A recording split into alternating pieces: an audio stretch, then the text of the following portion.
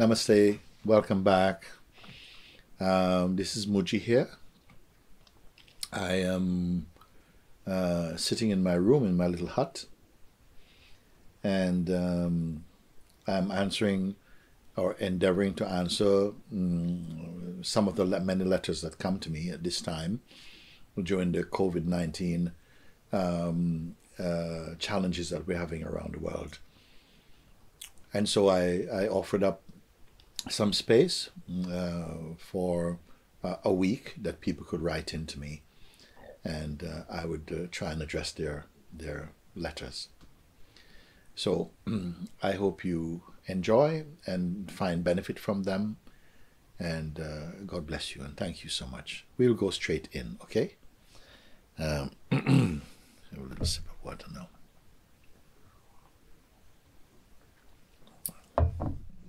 Good.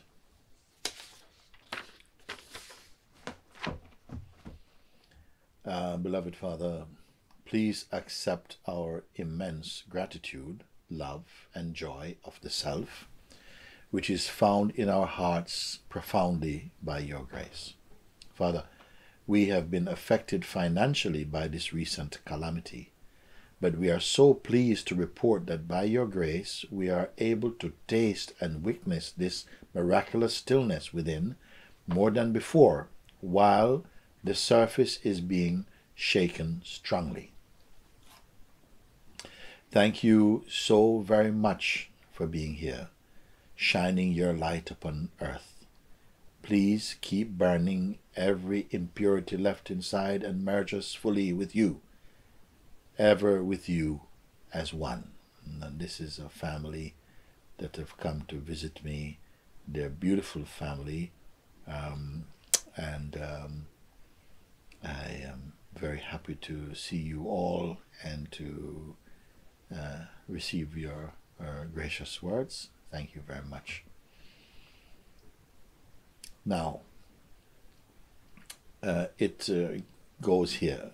We have been affected financially by this recent calamity, but we are so pleased to report that by your grace, we are able to taste and witness this miraculous stillness within more than before, while the surface is being shaken strongly. And this is often the kind of paradox and the seeming contradictions that can appear in life. Who would have thought that a challenge or a calamity of this enormity would produce actually such richness of human spirit? Because here's a family who's saying that we have been affected financially by this recent calamity, and many people are in the same boat, isn't it? That they're facing financial challenges. Some people are just flatly out of any kind of money, and they have to survive. And I tell you, this is not, yes, perhaps I don't think in my lifetime that I've heard of any calamity that has involved the whole world at one sweep, such as this. But I want to tell you that trying times is nothing new to this planet and to the human beings of this earth. Throughout history, going back thousands of years, different things have come, plagues and big diseases, and have come. Sometimes one has wiped out half of Europe one time. People died. And in many places there have been catastrophic events in the human kingdom and the human history, you see. It's not the first time, but one that has really engulfed the whole world, I don't know if I don't think I've heard of anything like this before. And people have been pressed into very hard times, even in our time, during wars, and people have been shifted from out of their own lands into other countries where they have to start all over again, where they don't know the language, they don't know anything at all, and so on. All these put a tremendous pressure on the human spirit. And I have to say that in spite of that, it is as though the human spirit needs the challenges, the pressures, in order to evolve, to grow, to mature. It's like they need this to grow in the way that we need to. And I see this as a gift from God. I don't want to say that strong things that happen to us come from Satan and from the devil and so on. I put Satan's, his power is not so great. I think if you look from a higher way, they come from the divine itself, you know, to help us to face the demons within our own self and to overcome the influence of dark energies that causes us to do very many things, very dark things. Something of the magnitude of like this coronavirus, for instance, is devastating in its impact because it comes, in one big swoop. But in all these little ways, human beings, in our own distortions, in our own judgments and fears and the wars, add up to something much, much greater, actually, than the impact of coronavirus. These are not easy things to hear, but they are true. And I would have to say, this is why I see this as not just a kind of punishment or something, but more a corrective measure offered to the human kingdom to say, not just to even ask us to change, we are compelled to change. And so I don't look upon this, I look upon it with great concern. I'm very saddened by the number of lives that are, have to leave the planet, like this. But I also see a great opportunity for life on this planet. So many of us have children. Young children are born every day. And there isn't a planet for them to grow up in. If we change our ways now, become more conscious, and life is helping us sometimes because it's not waiting for us when we are cozily ready to change. It is imposing change. And some things happen so powerfully that you don't have time to learn just to change. But we are an intelligent species, and we must also learn by will. We must also learn and change by will and by, I would say, the nobleness and the integrity of the true human spirit. We must care more for ourselves, our families, our friends, our strangers, our planet. We must do this. Okay? So here is a few words from a family, a very close family, who are saying, although they are financially challenged very, very deeply, but because of the very calamity, they are pleased to report that they are able to taste and witness the miraculous stillness within more than before. And nobody can put a price on peace and stillness and joy and contentment. This is the real wealth of the human experience. Not just perishable things, but the wealth of kindness and peace and goodwill, of compassion, of wisdom, of inner silence. All this is the wealth that we are missing while we pursue perishable things. Thank you so very much for being here, shining your light upon earth. Please keep burning every impurity left inside us and merge us fully in the truth you are. This is a beautiful letter here. To the wise person ask, don't give me things, but burn that which is impure in me. Help me to get rid of, to detox, not just from physical things that I need to detox from, that is good also. But detox from bad thinking, detox from jealousy and fear and envy, detox from murderous thinking and dark thinking. Let me be rid of this impurity so that we can be merged in the supreme self of the universe. A wonderful letter. Thank you so much. Wonderful.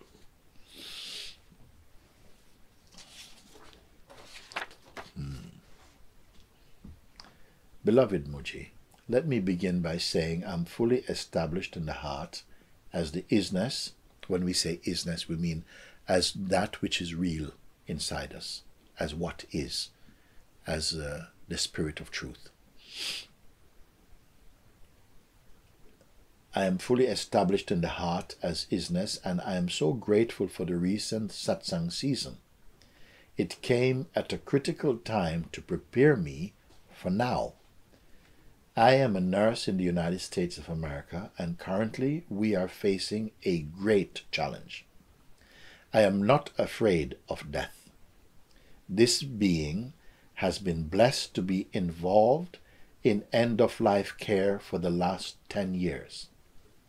I would like to ask you for your understanding of the Revelations book of the Bible and how we may use this understanding.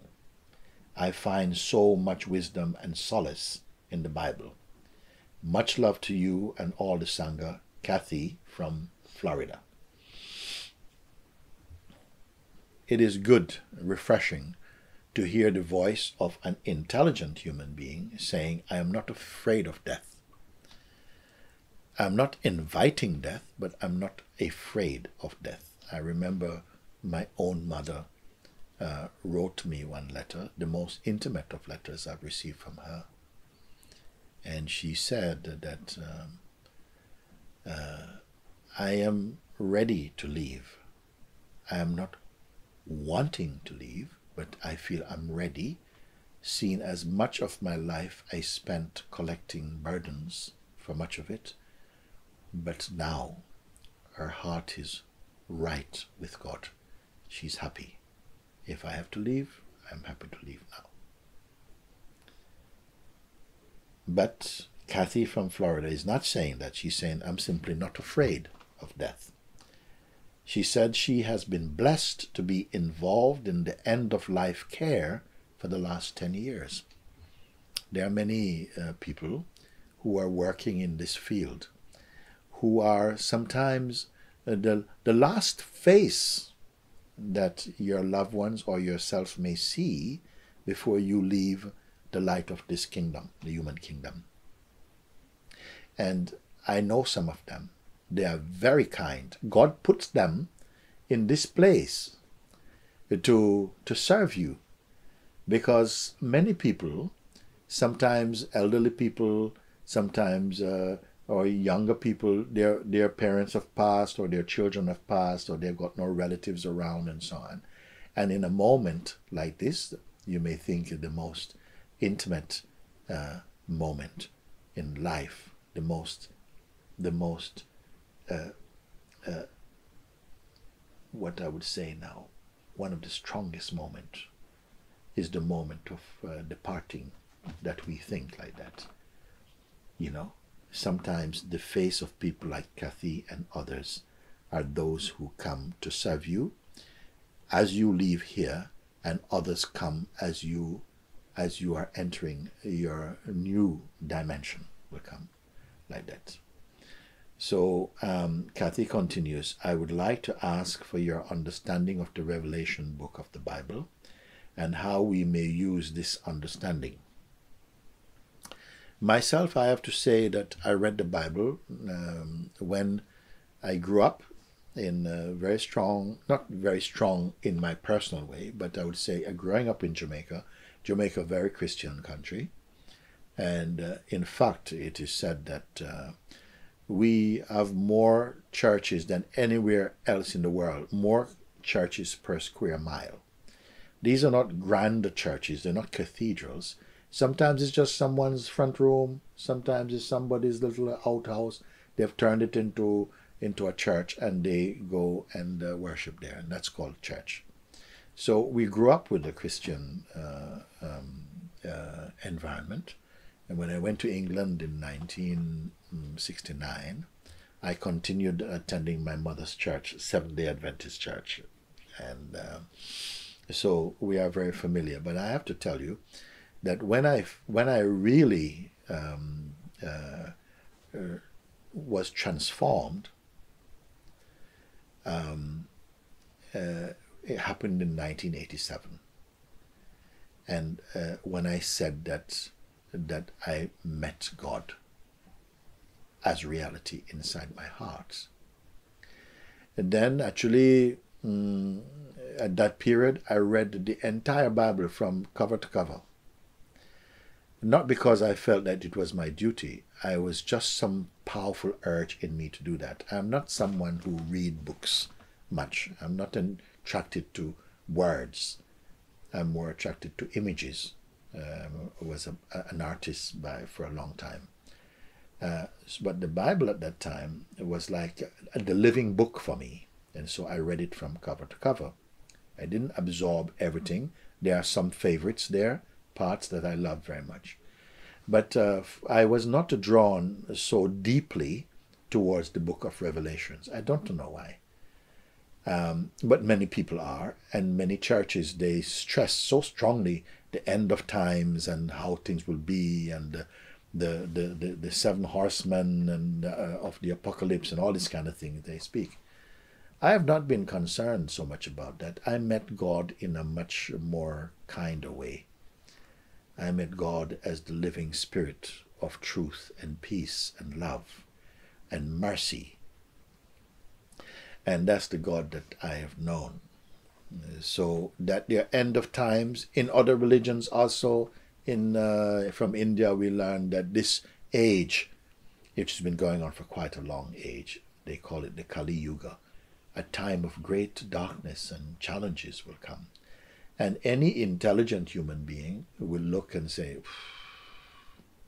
we cannot be far from those times. It's happening already. So many terrible things are happening on the planet, and so many things are happening all at once. The weather is going berserk. So many things are happening. I'd also like to remind you that as a result of this present calamity that's taking place, and the human beings are forced to stay at home largely, and so the fuel emissions, the dangerous emissions of fuel and toxic gases and waste and all the things that we pour into the oceans and the rivers, and how we pollute rape the forests of the earth, which is like the lungs of the planet and so on, has stopped for now. And what we are seeing is a recovery by the earth that is astonishing. So many wonderful signs are here. And as I've spoken before, I walk outside now because our quarantine time is stopped for the moment. We are still obeying many restrictions about that, but we are more free than we were ourselves the last couple of weeks. We can step outside and we have a forest nearby. I can see that the skies are so brilliant, cobalt blue skies, and fluffy, white, clean clouds, and the air smells like rain and fresh and crisp, and I see the plants are healthy, they're not covered in sickness, and the earth feels rich. Some earth, you can put it in your mouth almost. So I see many good signs, and I also continue to see many good things that are happening around the world, such as rivers that were polluted for a long time. I've seen dolphins swimming in the rivers. People are astonished, what is going on here? It is saying that, whoa, the earth is responding. It's detoxing from much of the filth that we push upon it. The very earth that takes care of us, without which we cannot live. I see wonderful signs there of detoxing, of returning to a harmony. Many things we see. And I hope this is happening also for human beings, that we are detoxing also in our hearts and minds. Our spirit and being is being we feel, of course, presently under tremendous stress and crisis at the moment, but often these things produce wonderful results inside the human heart. We don't like it. Our minds don't like it because we are used to a certain idea of freedom that we are not able to enjoy in the way that we take for granted. And that's one of the things. We take a lot of things for granted, but right now we cannot take many things for granted. And I feel that these kind of pressures throughout human history has helped human beings, give them the chance to stop, to reflect, to grow, to deepen, to discover a deeper truth about what we are and our purpose on this planet. So again, like I say, for me, revelation means whatever is going to take place on the planet, in the world, God has got it for me. And that we don't have to worry. I don't want to be blind. I'm not closing my eyes, say I don't want to look. I look very, very much, and I see very plenty. And I've also had a taste of it to see what it can be, how human beings can be unkind, how they can, speak many bad things and lying things and deceitful things with the intent to harm each other, and how people kill each other, and there's so many things, neglect their children and poison people and so on. I've seen these things. So I just want to tell you, because I don't know if your last statement there, I find so much wisdom and solace in the Bible. If you are directing that to the book of Revelations, all the books of the Bible share something, speak something to our human nature, give us a chance to reflect, to change, to harmonize, and so on. So, with that being said, you close by saying, much love to you and all the Sangha. Kathy from Florida. Thank you, Kathy. Thank you. And thank you for all the work that you do in helping to say goodbye in the best way to people whose time has come to leave this dimension and to go into God's next play. Okay, here we go. Beloved Mooji, thank you for giving us the opportunity to write to you. Such a blessing. I heard about you a few weeks ago on the 21st of February. I saw a video from a satsang in Rishikesh, and in my heart was immediately clear, you are that. I was crying 1 week long of joy. Now, every day, I just sit. I close my eyes and I fall in one moment in this emptiness, full of peace. Wonderful. I could stay all day with closed eyes. Time doesn't exist anymore. I feel love, compassion, gratitude. I belong to everything. Thoughts are coming and going, but now I know where home is. Sometimes I still get lost, but now I know the way back home. It is so easy. My question: why God plays this game with us?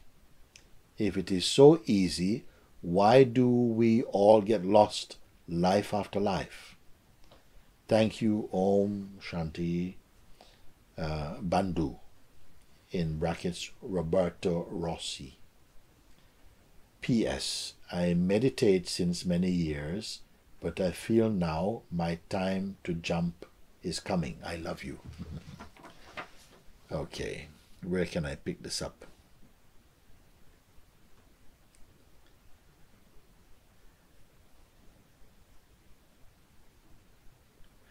Okay, I could stay all day with closed eyes. It feels like that. You don't have to stay all day with closed eyes. There is something that sees even closed eyes from inside.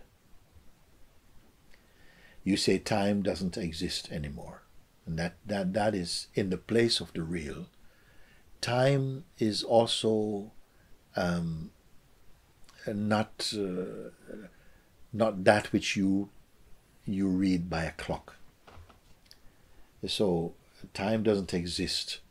Your mind is in so much harmony and peace. There is no thought about time and change. You say, I feel love and compassion and gratitude. I belong to everything. It's another way of saying I feel in harmony with all that exists. Thoughts are coming and going, but now I know where home is. The thoughts are coming and going, but now I know where home is. Home is where? Home is no longer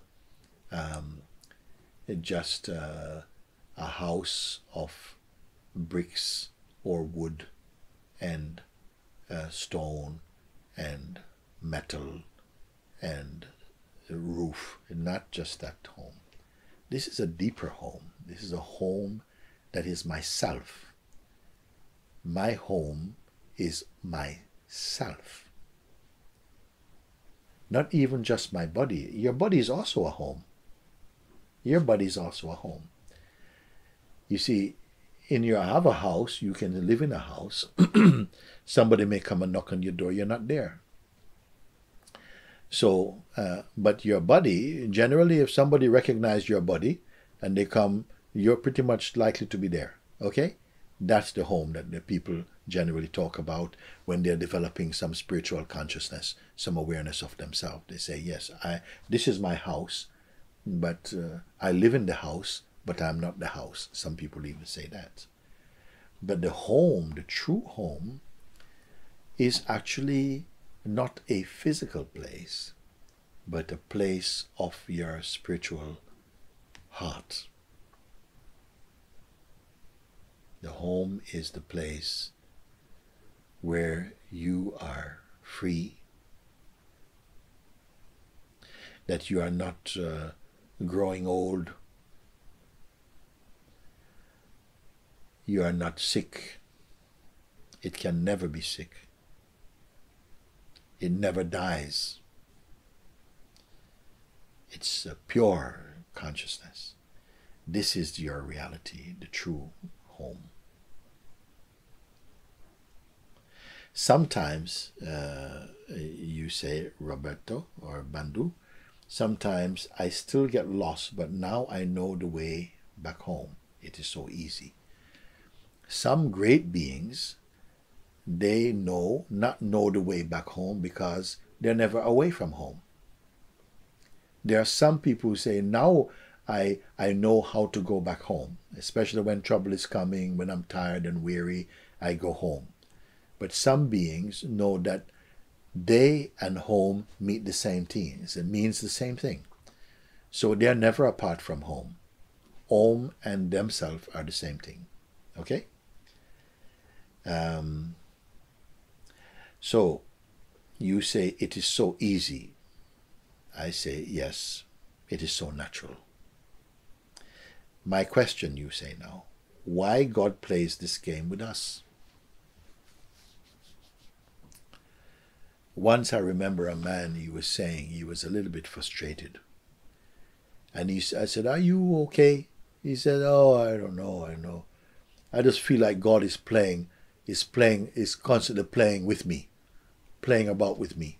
He said that in a very disappointed way. I said, actually, I don't think God is playing with you. I feel like God is playing as you. He was very surprised to hear that. I don't think he fully grasped what that meant. But somehow it felt like a great space had opened up inside his heart. He said, whoa, I'm not just something that's been flicked around by the fingers of God. The God self is also in me. And that one is playing, appearing and pretending to be a human being going about this kind of stuff. And in all of my plays, even when I'm deluded, and I'm think I'm doing something only for myself, selfishly, somehow my actions still serve God. That is wonderful. He went away quite relieved. You say, if it is so easy, why do we all get lost life after life?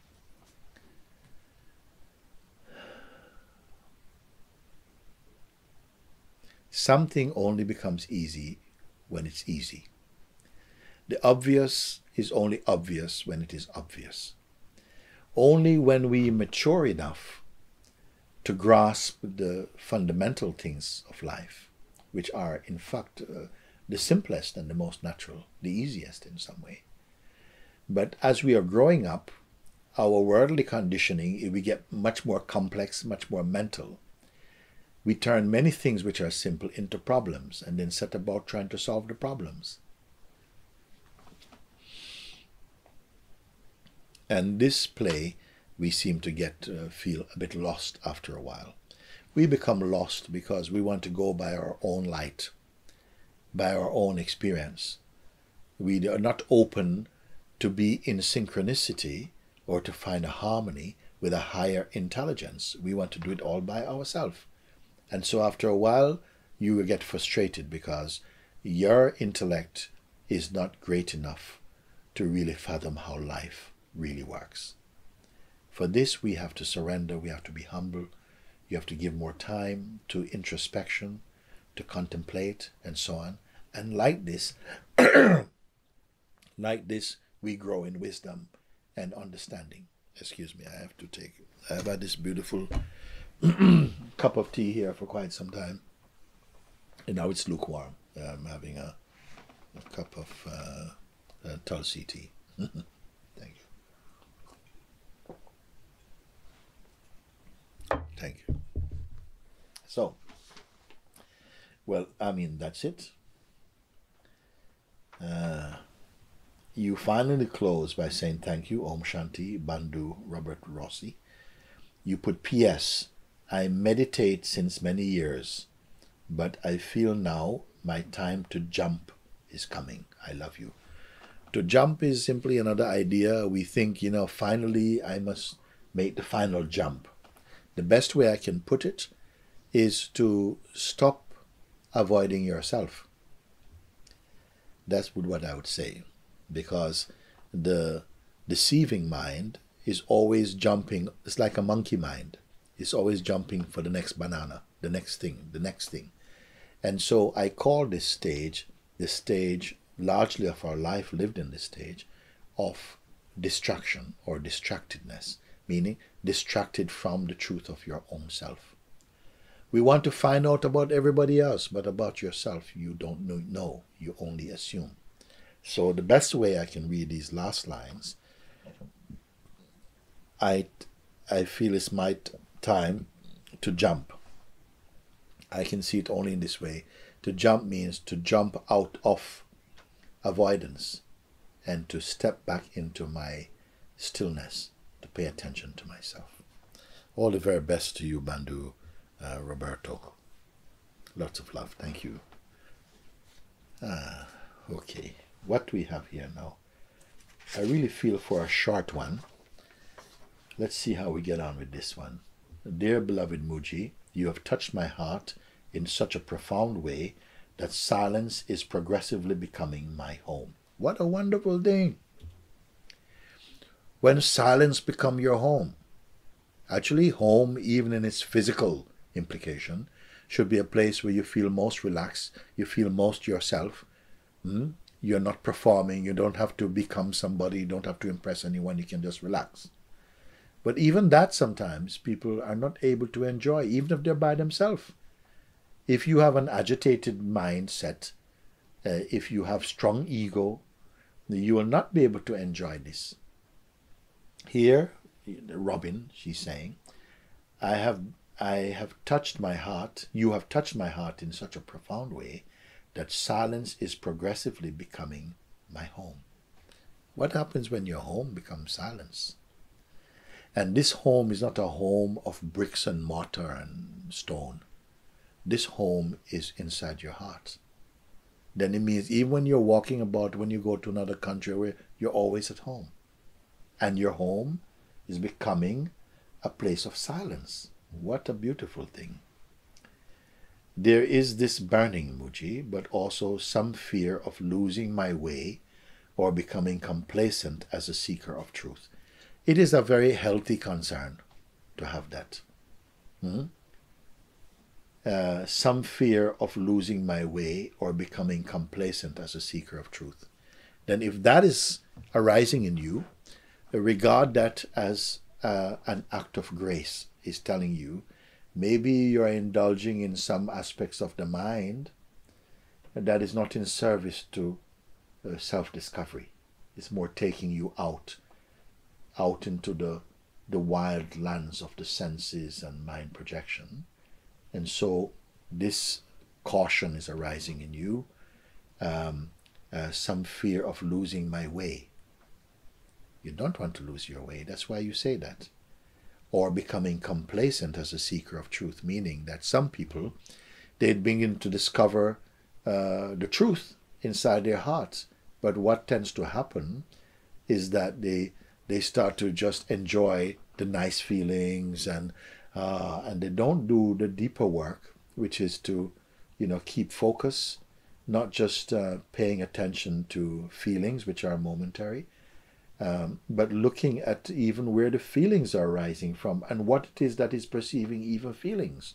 Even the subtle things that come up in the mind are perceived. What is it that perceives them? When these questions engage your attention, this is already an auspicious sign, you see, that here you are going to go even more deeply, more stabilized in your inner discovery. I read on. I can confirm that both the fear of loss and seeker identity are relative to the idea I have of myself. They are not true, big not, but imagined images or ghosts. She's saying, I know that this fear that I have of really losing my way or becoming complacent, that they're not the truth of what I am. They're not the truth. But I'm imagining them. They are only ghosts.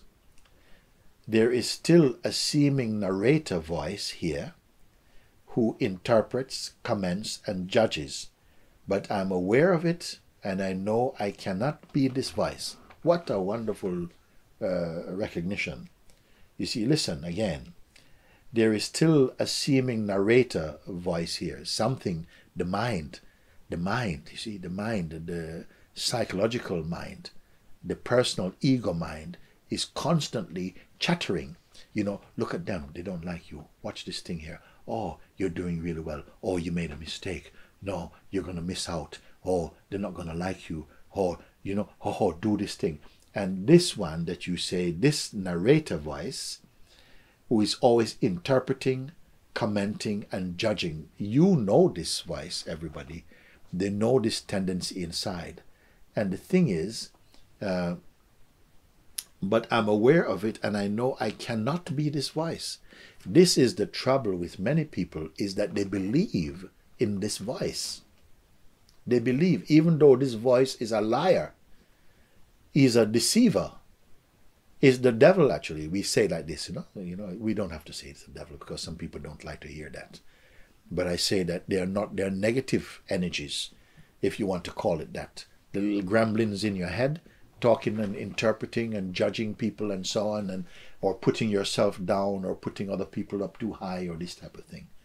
You are aware of that is the deluded mind, the negative mindset that is speaking like that, and you know I am not this voice. Still, it seems to go on. How to get rid of it? You may not be immediately capable to stop that voice, okay? But you can see its unreality and recognize that where you're looking from to notice its unreality is a truthful place, and keep meditating on this place, which is a higher place of consciousness, you see, and be effectively dead to the voice of what the mind says. Now, this may take some time, a little practice, of whenever the mind speaks, you just turn away from it. You just don't follow it. Don't go drift off with this voice, and get a little bit more clear. So it tallies up with you saying that you have a fear of becoming complacent by listening to these voices. This negative mindset is always trying to get you involved in some activity so that you're distracted from paying attention to your natural state, your natural self. And because of this, you will come into suffering states, confusion and anxiety and so on, doubts even. You see, if you give too much attention to this voice. And every human being knows this voice and have the power to transcend its influence. Every human being has the power.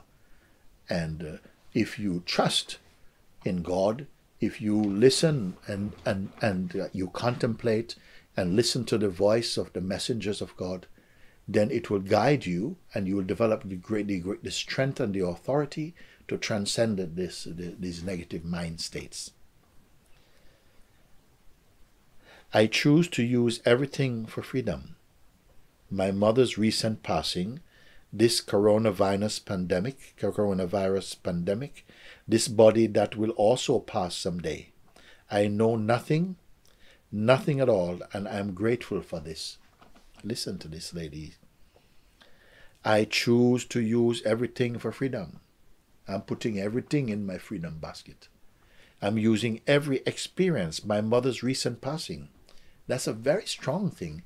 Many people fall into depression and are heavily debilitated when their loved ones have to leave their mortal frame. But you're saying, I'm using that. Even the pain of that is helping me more to find my freedom. I'm using this coronavirus pandemic with all of its roaring face. I'm going to get you. I'm using this also for my freedom.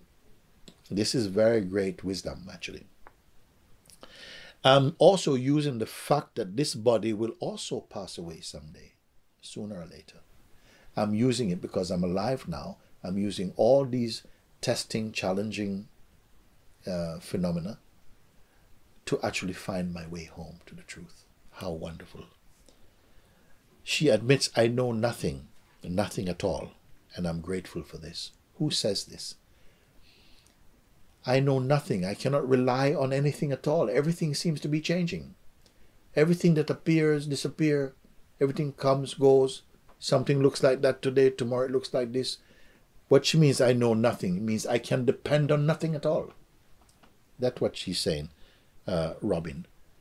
I can't depend on anything at all. For a long time, we've been depending on our bank account.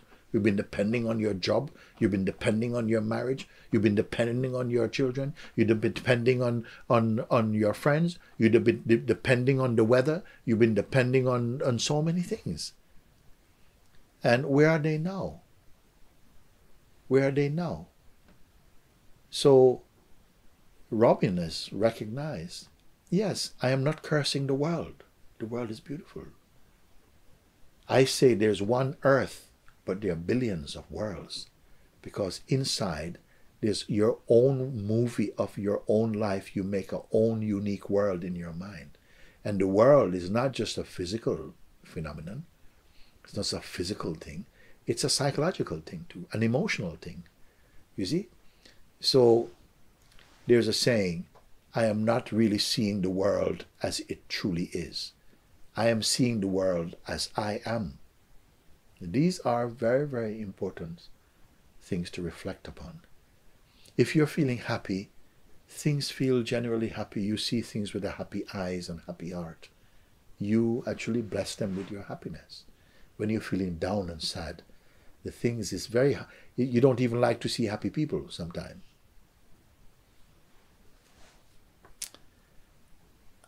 I know nothing at all, and I'm grateful for this. Meaning, I have come to see that I cannot depend on material existence. It's not enough. You may have all the money in the bank, and you can still be unhappy. You see? I say there is a poverty in wealth, and there's a wealth in poverty. can you understand this term? Don't think because you have things means you're rich. Real richness is a richness of spirit, a richness of warmth, of love, of kindness, of openness, of wisdom, of reflectiveness. Please reflect on that. Finally, I have no question. I just ask if you can confirm my seeing and help me to burn whatever doubt remains. With deep love and gratitude, Robin. I have no more questions. I am just asked if you can confirm my seeing. What I can do is I can encourage your seeing to continue deepening and deepening and deepening and deepening until even the concept of deepening is thinning away. You are empty of all the treasures of the mind, so to speak. And you know what happened when you are empty like this? You find a harmony with all of existence. You may not have to save up. You're not spending from your account.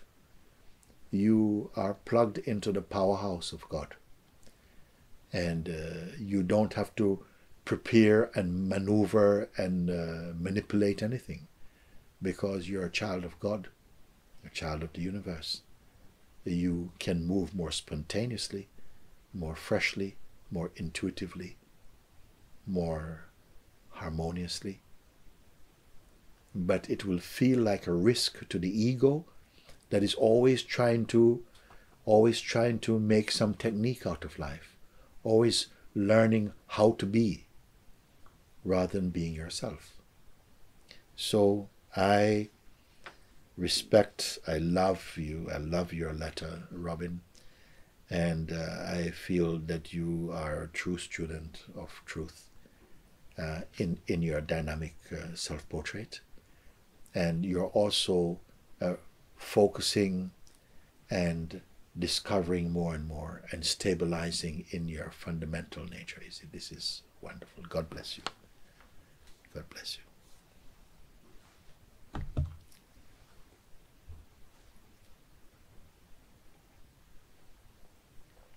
I think I will read just one more letter for today.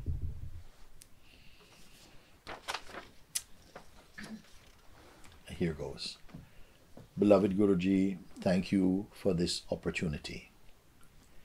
My soul is in peace, knowing that God is behind the curtain of all happenings in the world now, and there is no fear for that. What a wonderful statement. My soul is at peace, knowing that God is behind the curtain of all that is happening in the world now, and there is no fear for that. Only here will you find peace. When the world is not in your hands. Sometimes we feel, my life is in my own hands. My future is up to me. My happiness is up to me. But here is one, a young woman, Moni Valo from Macedonia, who has come to see, my soul is in peace, knowing that God is behind the curtain of all happening in the world now, and there is no fear for that. What causes a deep sadness in my heart is to see people getting mad by being with each other in this quarantine time. Yes, yes, yes, much madness. You see, many people have not learned to be alone, even when they are by themselves. They have not learned to be alone in the greater sense. They feel lonely, but they don't know how to be alone in the real sense. If you find people and put people together who are not comfortable being alone even with themselves, you're going to have some trouble. But here is what now. This trouble, whatever trouble they will have, it is going to give them greater strength. But you must have the correct mentality and the correct openness to what I'm speaking now. Because if you go with your bad habit of thinking of negativity and judging and so on, you miss your chance.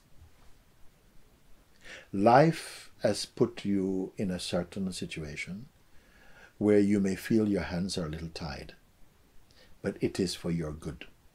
It is for your good. You know, there are some people who they have to be tied down, otherwise they hurt themselves. I'm being very extreme now, but these cases do exist. There are people who have to be tied down for their own good, otherwise they hurt themselves. You have not gone that far. Some people, the more restriction, the mind fears restriction, but restriction often helps us to appreciate, to discover, to mature. This is the amazing thing. Just in the same way that sickness is often a kind of healing also. But who tells us this? If you're sick, you run to the doctor, they push up medicines on you and whatever it is like that. And that's the way that we're used to it. But who tells you that sometimes being sick is also a step towards healing? Sometimes it's a detoxing. When you're detoxing, you don't feel good. You feel terrible. But you are in the stage or process of healing. And we must be patient. So this is what's happened for a lot of people. When they're put in quarantine, and then they are finding it very, very difficult. I saw one video someone sent to one of the Sangha members, and I was watching it. A funny one in this quarantine time. And somebody was talking to a young man and said to him, okay, now that the quarantine time has come because of the virus and so on, you are being given one of two choices. Okay, A or B, you must choose. And they say, okay, number A, you must be confined with your wife and your child.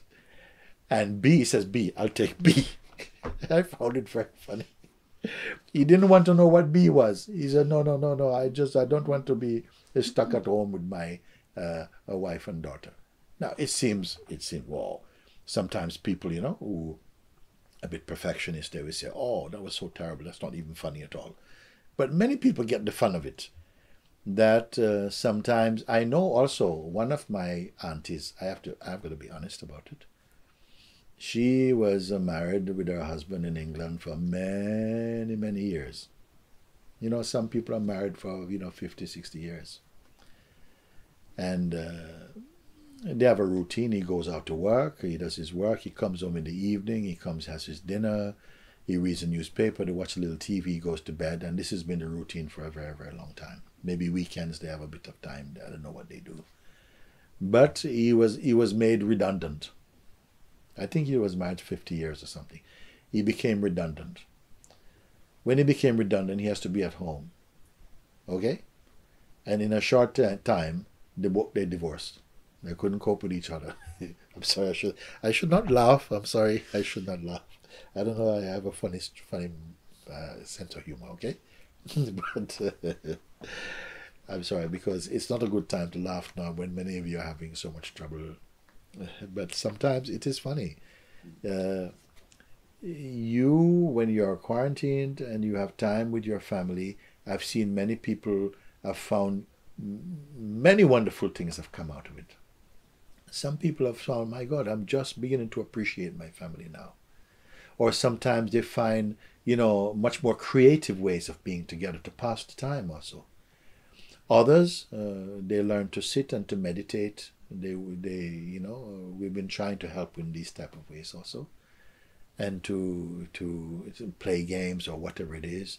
But even if you don't, even the very hardship of having to spend time by yourself is maturing you on some deeper levels that you may not yet appreciate. It will come gradually into the consciousness later that, wow, that was good for me, but you won't say thanks right now. So Money is saying here, what causes a deep sadness in my heart is to see people getting mad by being with each other in this quarantine time. starting from my family, friends, relatives, etc. Everyone is seeking distraction just to avoid each other. They're finding something. Actually, we are seeking distraction from avoiding yourself first. In fact, many people, all our lives, we've been looking for distraction to avoid being with ourselves. What does that mean? You hate yourself or what? No, it means that what we accept as ourself presently is not our higher self, and something inside knows it. The way that we accept, this is me, is usually your ego, and you know at some level, more or less, that this is not true. It is not the truth. But to face the truth, to meet up with the truth, something is avoiding that. There is an energy inside us. Let me call it two energy plays. One seems to be an energy that seems to be compelling us to be distracted, to go and find things to do, to amuse our minds and so on, to distract you from something. And the other energy is to elevate your consciousness to higher and higher altitudes of functioning, so that you become much more deeper, more intuitive, more stable, more quiet. And these two plays are happening in you. Actually, you are neither of them absolutely, but they are connected with you, and you must learn to navigate your way, to understand your powers and to use them well. So everyone is seeking distraction just to avoid each other. My heart is very meek. The word meek, we don't hear it much in our modern language. Weak we know, but meek we don't hear. Meek means something more gentle, more compassionate, more it's a lighter word. Meek, you hear meek and mild, meaning someone who is kind and open. My heart is very meek to witness all of this madness, because I experience the connections differently, in a more deeper way, with true unselfish love and presence. This is the truth.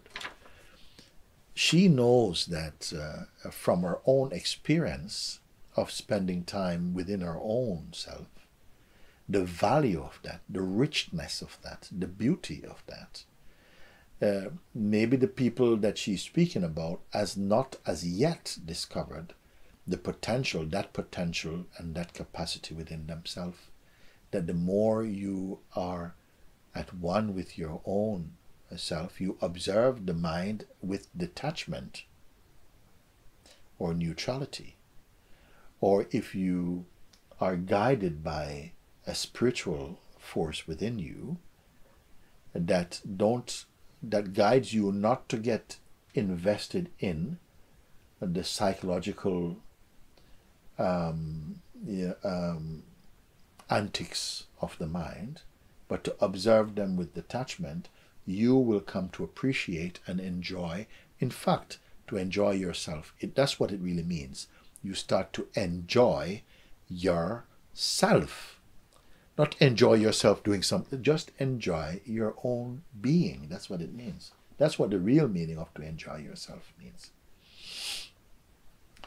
She continues, every relationship I had with people with human mindset has failed. What a strong thing.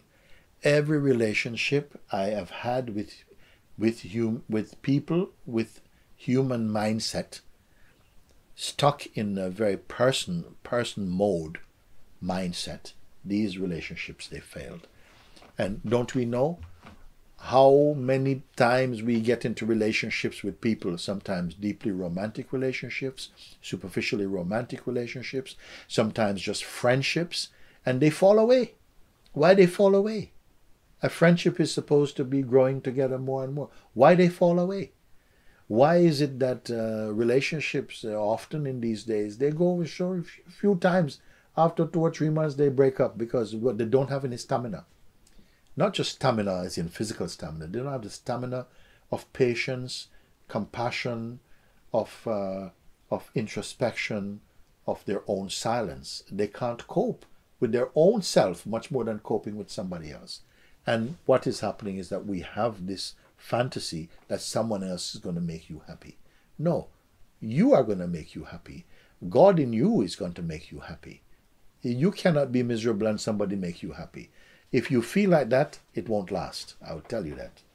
Okay.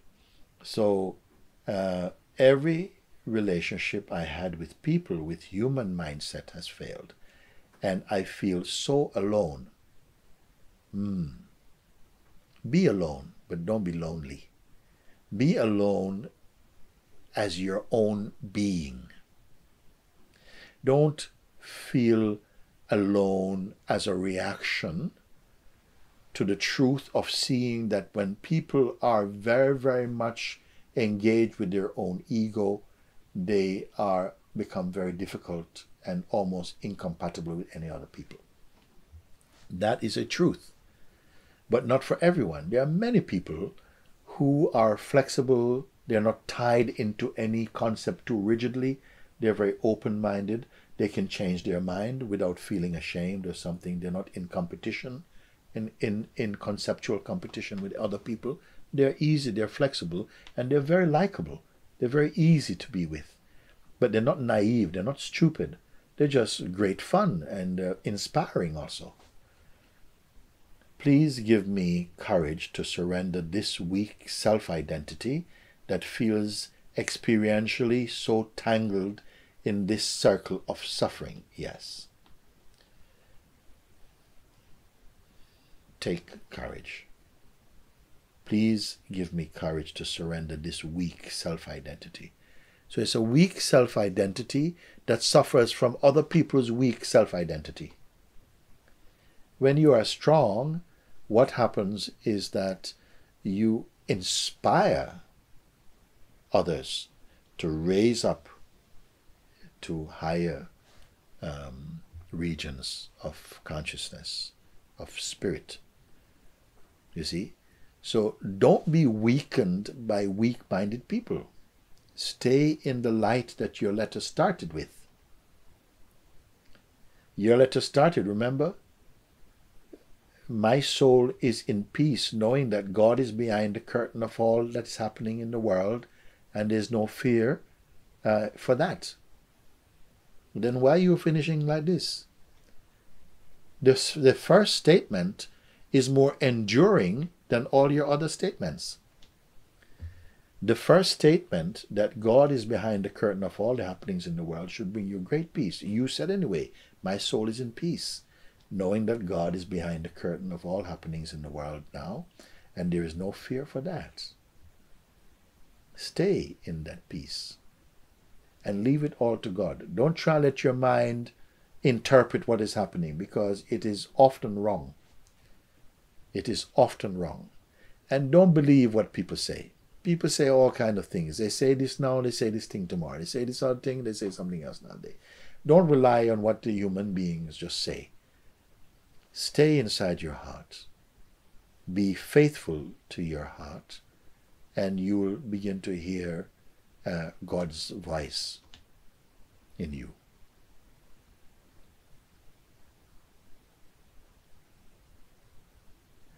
So again, this is the last closing words. Please give me courage to surrender this weak self-identity that feels experientially so tangled in this cycle of suffering. Yeah. Don't give it so much importance. These are things that come and go. They come and go. Don't look to people for your happiness. Look to God, or look inward to your inmost being, and you'll begin to find the happiness is rising up inside you. Don't look to people. People cannot make you happy.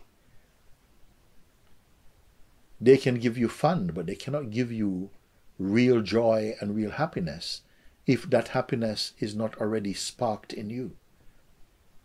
Don't look for what people can bring you. Look for what you can bring to them also. Elevate my consciousness towards its source, please. Elevate my consciousness towards it. Draw my consciousness, or elevate my consciousness to go back home to its own source, which is God. pure awareness, self, absolute, the only one that there is. There is not two. He has no second.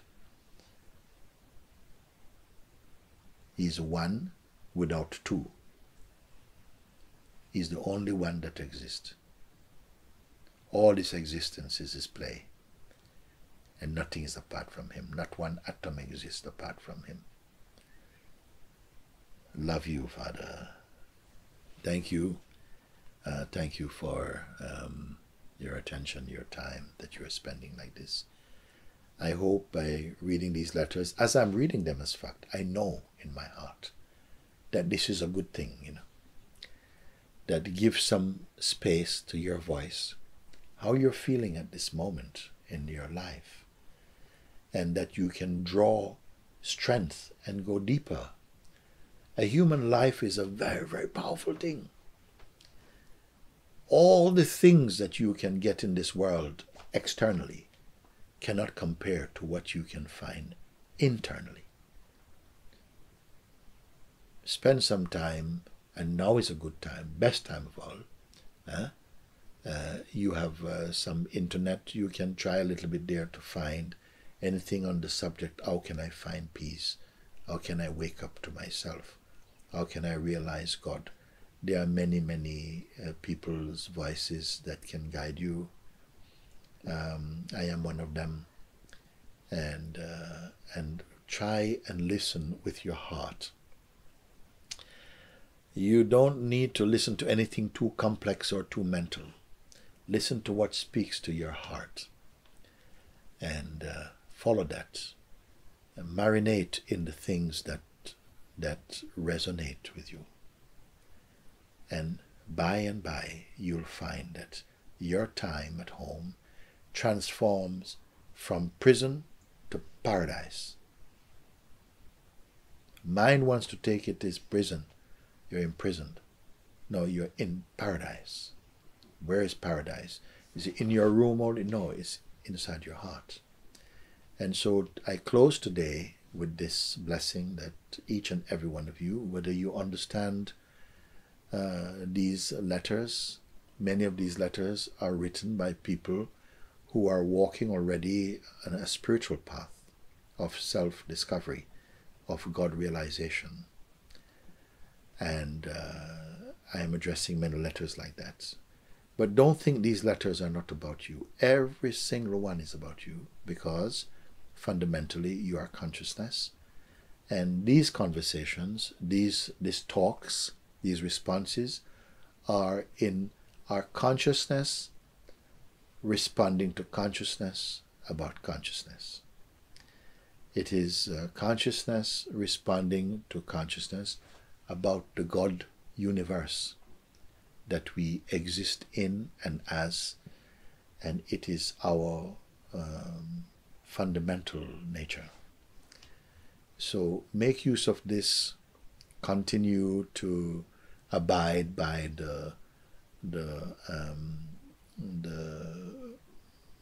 instructions given by the government and by the helping groups, the nurses, the many fine nurses and doctors who have given up so much to support your physical health at this time, and also the many people, psychologists and so on, who are themselves also offering advice to people at the level that they can make use of, and all the teachers, all the teachers in the world, and the preachers and the prophets who are around to help to guide mankind at this time, those who are open.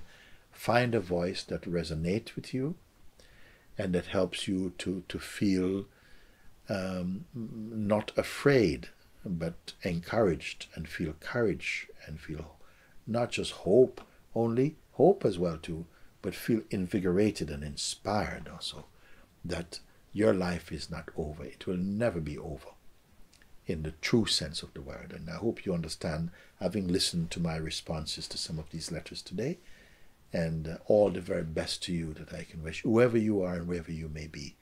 And I pray for and bless all the governments of the world, and all the world leaders, all the presidents and prime ministers and all of them, that they may receive the grace of God and be rightly guiding their people, their governments, their ministers, their armies, their nations to a greater solution to this challenging times, to show as an example of places like Portugal and other countries who are really setting great examples at this time of how we should be with our families, how we should be with our neighbors, how we should be with ourselves, and setting a good example. They're not going out to set examples, but they cannot help it because of their compassion, their humanity, their love. So many wonderful things are happening in the world. I wish goodness for this world. I wish you a happy life, a life of prosperity in the spirit, prosperity in the body as well too, why not? And goodwill towards everybody. Bless you, bless you. Have a wonderful day wherever you are. God bless you.